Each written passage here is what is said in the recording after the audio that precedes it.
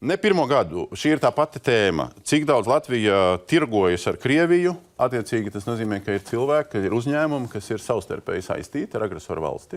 Nu, iespējams, šajā sakarā arī ietekmējami. Un nekāda sliežu nojaukšana šādām ietekmēm vēl neko nevar padarīt.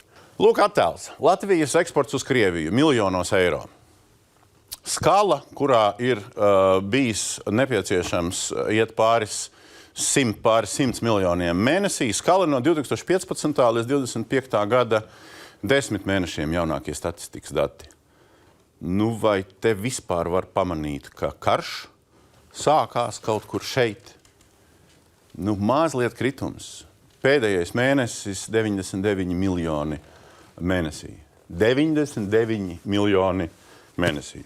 Kāds, protams, teiks, nu, galīgi visu apcirs nevar un kaut kādas lietas ir vajadzīgas un tā tālāk.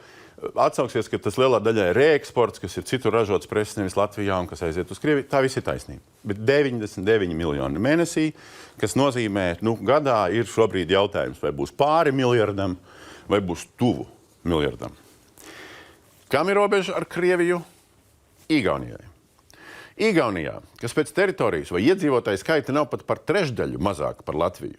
Šā gada 10 mēnešos eksports ir 220 un drusciņi miljoni. Nevis par trešdaļu mazāk, bet 3,7 reizes mazāk nekā Latvijā. Un vēl viena piezīme. Vairāk kā gadu iepriekš tika pieņemts lēmums publicēt tos uzņēmumus,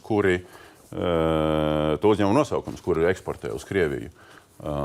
Nu, lai, kā saka, tauta zina savus varoņus. Izrādās, ka tagad, ja caurskata ekonomikas ministrijas avotus, šāda iespēja sabiedrībai un mēdījiem redzēt šo uzņēmumu nosaukumus vairs nav.